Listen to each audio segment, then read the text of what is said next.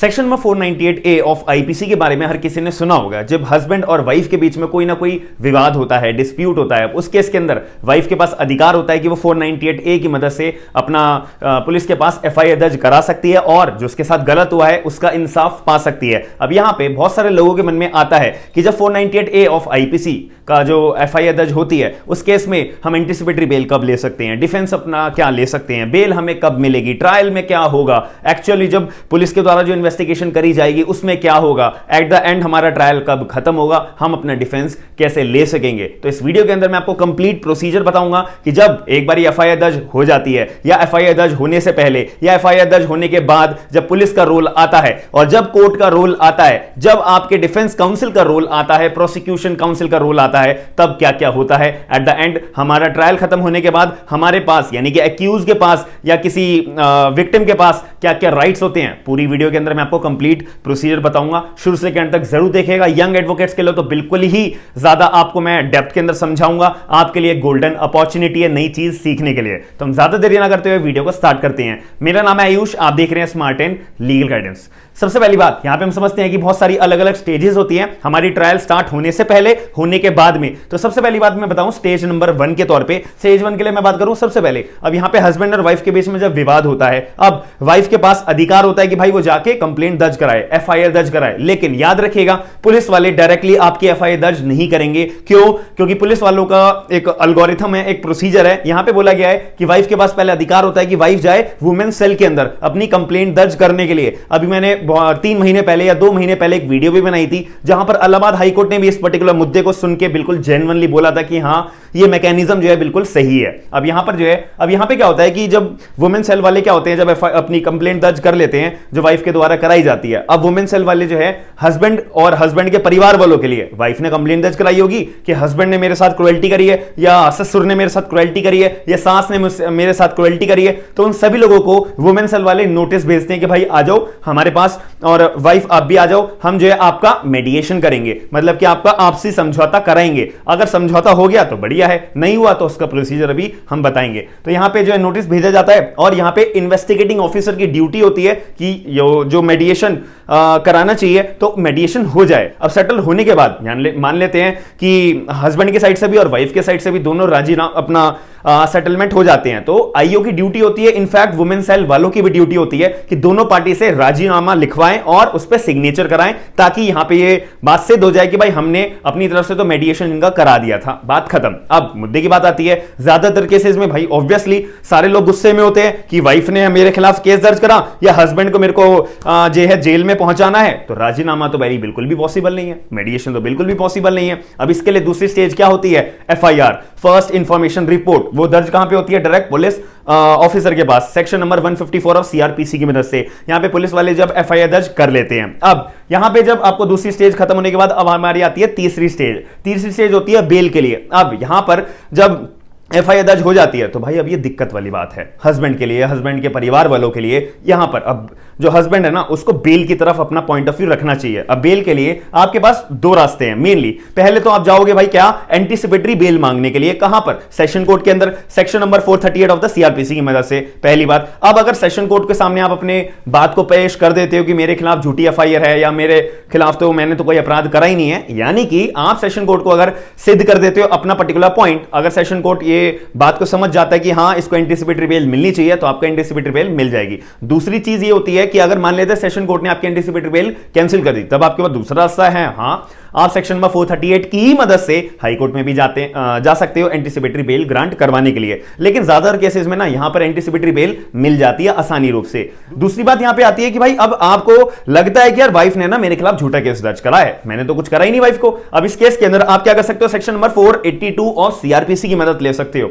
उसके अंदर क्या होगा कि आप जो है डायरेक्टली हाई कोर्ट को अप्रोच करोगे, इनहेरेंट पावर यूज करके हाई कोर्ट आपके ऊपर जो दर्ज करी गई है एफआईआर उसको क्वैश कर सकता है, यानी कि खत्म कर कर सकता है। क्वैश ऑफ द एफआईआर का मतलब पता है, अब ये पावर जो है केवल और केवल हाई कोर्ट के पास होती है सेक्शन नंबर 482 ऑफ सीआरपीसी की मदद से। तो वो हाई कोर्ट के पास ये भी पावर होती है कि आपकी एफआईआर क्वैश करी जा सकती है। अब हमारी बात आती है चौथी स्टेज, 4 स्टेज की अगर मैं बात करूं, इन्वेस्टिगेशन। ये थोड़ा सा मुद्दा हमारा लॉजिक वाइज बहुत ज्यादा रेलेवेंट होता है समझना। इन्वेस्टिगेशन, अब इन्वेस्टिगेशन आपको पता है पुलिस वाले के अलावा और कोई कर ही नहीं सकता। तो इन्वेस्टिगेशन जब करी जाएगी तो पुलिस जो है ना रिकॉर्ड करती है सारी की सारी स्टेटमेंट किसके द्वारा दी जा रही है, जो विटनेसेस के द्वारा। ये भी क्या प्रावधान है हमारे कानून के अंदर? बिल्कुल, section number 161 of the CrPC की मदद से जो है पुलिस वाले किसी भी व्यक्ति को बुला सकते हैं या किसी भी विटनेस को बुला सकते हैं कि भैया तुम मेरे पास आओ, पुलिस थाने में आओ और क्या दो, बयान दो अपना। अब यहां पर बयान देने जो बयान देने आता है, क्या उसके लिए सिरदर्दी वाली बात होती है? नहीं होती भाई, सीधी बात है, इसमें सिरदर्दी वाली बात बिल्कुल भी नहीं होती है। क्यों? क्योंकि जो भी बयान दर्ज कराए जा रहे हैं पुलिस वाले के पास में आपके द्वारा या किसी विटनेस के द्वारा, वो 161 और सीआरपीसी के अंदर, तो वो जो है कोई भी वैल्यू नहीं रखते हैं हमारे कानून के अंदर। क्यों? ये माना जाता है यार पुलिस वाले ने ना डरा धमका कर जो है मारपीट करके या कुछ भी ऐसा प्रेशराइज करके जो है सामने वाले विटनेस को, सामने वाले बंदे से स्टेटमेंट जो रिकॉर्ड कराई है ना, वो इसी गलत तरीके से कराई होगी। इसलिए कोर्ट जो है ऐसी पर्टिकुलर स्टेटमेंट्स पे भरोसा नहीं करता। बट पुलिस वालों को ये स्टेटमेंट क्यों रिकॉर्ड कराई जाती है भाई? इसीलिए ताकि इन्वेस्टिगेशन आगे बढ़ सके, बात खत्म।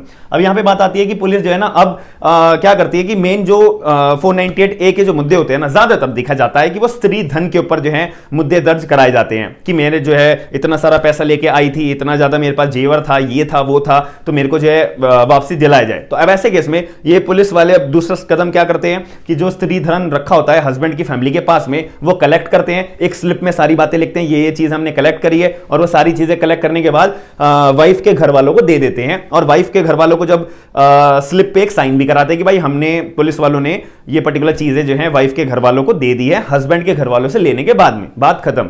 अब इसके अंदर दूसरी बात आती है कि अगर पुलिस वालों को लगता है कि यार यहां पे तो कोई अपराध निकला ही नहीं, इन्वेस्टिगेशन करने के बाद यहां पे तो कोई अपराध बनता ही नहीं है, तो यहां पर क्लोजर रिपोर्ट जो है, क्लोजर रिपोर्ट यहां पे तैयार करी जाती है पुलिस वालों के द्वारा, और वहीं पे क्लोजर रिपोर्ट तैयार करने के बाद केस बंद हो जाता है, बात खत्म। अब यहां पे जो है अगर पुलिस वालों को लगता है कि हाँ यार यहाँ पे हस्बैंड के द्वारा या हस्बैंड के घर वालों के द्वारा जो है वाइफ को क्रुएल्टी करी गई है, अब इस केस के अंदर जो है पुलिस वाले क्या करते हैं, अपना चालान प्रिपेयर करते हैं। चालान का एक दूसरा नाम भी है चार्जशीट। चार्जशीट फाइल करने के बाद वो कोर्ट में अपना जमा कर देते हैं, ठीक है। अब इसके बाद जो है कोर्ट जब चार्जशीट फाइल हो जाती है, अब एक्यूज को भी तो थोड़ा टाइम दोगे कि वो चार्जशीट को पढ़ेगा और अपने पर्टिकुलर प्रॉपर डिफेंस प्रिपेयर करेगा कि यार ये जो चार्जशीट में बात लिखी गई है तो झूठी है, मैंने तो कुछ ऐसा करा ही नहीं है या ऐसा करा है वगैरह वगैरह। तो प्रॉपर अपना डिफेंस प्रिपेयर करने के लिए under section number 207 of the CrPC की मदद से यहां पर एक्यूज को भी पूरा का पूरा टाइम पीरियड दिया जाता है कि भाई आप भी अपना प्रॉपर डिफेंस प्रिपेयर कर लो, और ये लो चार्जशीट की कॉपी, और जो भी तुम्हारे को डॉक्यूमेंट चाहिए ये लो सारे के सारे डॉक्यूमेंट्स जो पुलिस के द्वारा इन्वेस्टिगेशन के दौरान कलेक्ट करे गए हैं, बात खत्म। यहां पे हालांकि पुलिस वाले भी जो अदर डॉक्यूमेंट्स हैं उसका ऑब्जेक्शन रेज कर सकते हैं कि नहीं जैसा साहब ये पर्टिकुलर डॉक्यूमेंट है कि उसको नहीं मिलना चाहिए वगैरह वगैरह, ऐसा कर सकते हैं। अब यहां पे आती है हमारी स्टेज नंबर 5। अब स्टेज नंबर 5 क्या होता है? ऑब्वियसली जब कोर्ट के अंदर मैटर चढ़ गया है तो यानी कि कोर्ट अब क्या करेगा, यानी जज साहब क्या करेगी, कॉग्निजेंस लेंगे, संज्ञान लेंगे। अब इस केस में संज्ञान लेने के बाद जब कोर्ट संज्ञान ले लेता है तो जो एक्यूज है ना उसके पास अधिकार होता है कि संज्ञान लेने को चैलेंज कर सकता है रिवीजन पिटीशन फाइल करके यहां पर सेशन कोर्ट के अंदर। बस इतनी सी बात यहां पे आपको समझनी है। या फिर जो एक्यूज है उसके पास एक और राइट होता है कि वह सेक्शन 482 ऑफ द सीआरपीसी यानी कि सीधा हाई कोर्ट में जाएगा कि हाई कोर्ट जज साहब आप जो है अपनी इनहेरेंट पावर यूज करके ये जो है ना जो कॉग्निजेंस ले लिया है इसको नल एंड वाइड डिक्लेयर कर दीजिए, बात खत्म। अब यहां पर जो है stage number 5, but stage number 5 के अंदर जो मैंने आपको सेक्शन 482 हो गया या रिवीजन पिटीशन हो गया, जब आप फाइल करोगे सेशन कोर्ट में या फिर हाई कोर्ट में, आपके पास एक वैलिड ग्राउंड होना चाहिए। दूसरी बात, अब हम स्टेज नंबर 6 की बात करते हैं। अब यहां पे कोर्ट ने संज्ञान ले लिया। अब कोर्ट जो है बताएगा ना एक्यूज को कि भाई तुम्हारे खिलाफ हमने ये अपराध दर्ज करा है, तुम्हारे खिलाफ ये कंप्लेंट आई है, तुम्हारे खिलाफ हम इस पर्टिकुलर मुकदमे का जो है ट्रायल चला रहे हैं, चालू कर रहे हैं, संज्ञान लिया है, कंप्लेंट दर्ज कराई है, तो इसको हम बोलते हैं चार्ज फ्रेमिंग। अब यहां पे जो है कोर्ट आराम से बिठा के एक्यूज को बताते हैं कि भाई एक्यूज तेरे खिलाफ जो है ये तरीके का जो है चार्ज लगाया है, चार्ज फ्रेम करा है तुम्हारी वाइफ ने, बात खत्म। अब इसके अंदर जो है ना जो एक्यूज है वो एक एप्लीकेशन लगा सकता है पर्टिकुलर कंसर्न कोर्ट को कि मेरे को इस पर्टिकुलर चार्ज से डिस्चार्ज करा जाए। मान लेते हैं बहुत सारे चार्ज लगा देते हैं, एक ही सेक्शन थोड़ी लगने लगता है, 3-4 सेक्शन, 4-5 सेक्शन लगते हैं, तो एक्यूज एप्लीकेशन लगा सकता है कि जैसा ये वाला सेक्शन मेरे पे नहीं लगना चाहिए, मेरे को इस पर्टिकुलर सेक्शन से डिस्चार्ज करा जाए। अगर कोर्ट को लगता है कि आपके एविडेंसेस जो आपने पेश करे हैं कि हाँ भाई तुम्हारे को डिस्चार्ज होना चाहिए, तो कोर्ट वहीं पे डिस्चार्ज कर सकता है। अब यहां पे बात आती है स्टेज नंबर 7 की, प्रोसिक्यूशन विटनेस की। अब प्रोसिक्यूशन विटनेस का आपने नाम सुना होगा, PW1, PW2, PW3, तो इसको बोलते हैं प्रोसिक्यूशन विटनेस। इसके अंदर मतलब ये होता है कि अब जो है वाइफ के जितने भी विटनेसेस हैं कि भाई अब सब आ जाओ अपने आप को क्लेम करने, अपने आप को प्रूव करने की वाइफ बिल्कुल सही है, तो वाइफ का यहां पे जो है प्रोसिक्यूशन विटनेस को लाया जाता है। अब प्रोसिक्यूशन विटनेस का सबसे पहला एग्जामिन कौन करता है? ऑब्वियसली पब्लिक प्रोसिक्यूटर करेगा, जिसको बोलते हैं एग्जामिनेशन इन चीफ। अब वो विटनेस सच बोल रहे हैं, झूठ बोल रहे हैं, कुछ अपनी बात निकलवाने के लिए, थोड़ा प्रेशराइज करने के लिए क्रॉस एग्जामिनेशन कौन करेगा? ऑब्वियसली डिफेंस काउंसिल, हस्बैंड के, ससुर के, सास के जो भी वकील साहब होंगे वो क्रॉस एग्जामिन करेंगे। अब यहां पर जो है हमारा प्रोसिक्यूशन का स्टेज नंबर, प्रोसिक्यूशन विटनेस की जो स्टेज होती है उसको स्टेज नंबर 7। अब स्टेज नंबर 8 होती है जहां पे एक्यूज के एक्सप्लेनेशन मांगी जाती है, जिसको बोलते हैं 313 सीआरपीसी के बयान, जो कोर्ट लेता है डायरेक्ट एक्यूज से। अब कोर्ट आराम से बिठाएगा एक्यूज को और पूछेगा कि भैया तुमने ऐसा अपराध क्यों करा, क्या करा तुमने, क्या है तुम्हारे मन की बातें, बताओ मार को। तो सेक्शन 313 सीआरपीसी के अंदर यहां पर जो है कोर्ट और एक्यूज की बात में बीच में एक्सप्लेनेशन मांगी जाती है। अब स्टेज नंबर 9 के अंदर आएंगे। अब यार एक्यूज भी तो अपने विटनेसेस लेके आएगा, तो स्टेज नंबर 9 में आता है हमारे डिफेंस विटनेसेस। अब डिफेंस विटनेसेस यहां पे पेश करे जाएंगे, यानी कि जो हस्बैंड है, सास है, ससुर है, वो अपने विटनेसेस लेके आएंगे। अब जो विटनेसेस लेके आ रहे हैं उनको जो है सबसे पहला एग्जामिन कौन करेगा? डिफेंस काउंसिल, जिसको बोलते हैं examination in chief. Cross examine कौन करेगा? पब्लिक प्रोसिक्यूटर, जो वाइफ के बिहाफ पे पीपी लड़ रहा है, जो स्टेट के बिहाफ पे जो है मतलब स्टेट का मुद्दा आ जाता है ना, तो पीपी इनका क्रॉस एग्जामिन करेगा। अब डिफेंस काउंसिल होने के बाद अब यहां पे स्टेज नंबर 10 आती है, जिसको हम बोलते हैं फाइनल आर्ग्यूमेंट। अब यहां पे जो है प्रोसिक्यूशन भी अपने फाइनल आर्ग्यूमेंट देगा और डिफेंस काउंसिल भी अपना फाइनल आर्ग्यूमेंट देगा कि हमारे हिसाब से जो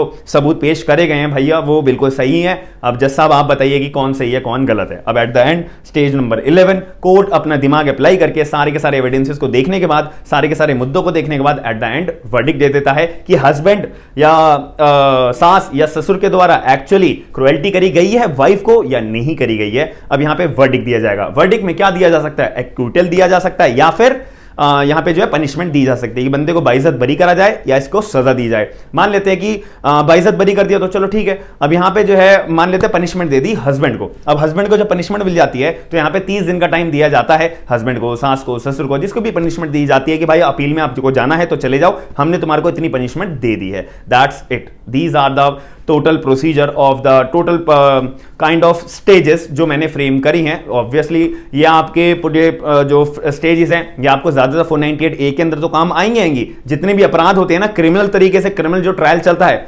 मोस्टली ये सारी स्टेजेस आपकी काम आती है। अगर वीडियो इंफॉर्मेटिव लगी है तो वीडियो को लाइक जरूर करिएगा, चैनल को सब्सक्राइब करके आप लोग बताइएगा कमेंट बॉक्स के अंदर कि आपको वीडियो कितनी पसंद आई है। साथ में वीडियो को शेयर करके मुझे मोटिवेट जरूर करिएगा। हम मिलते हैं नेक्स्ट वीडियो के अंदर। थैंक यू, धन्यवाद।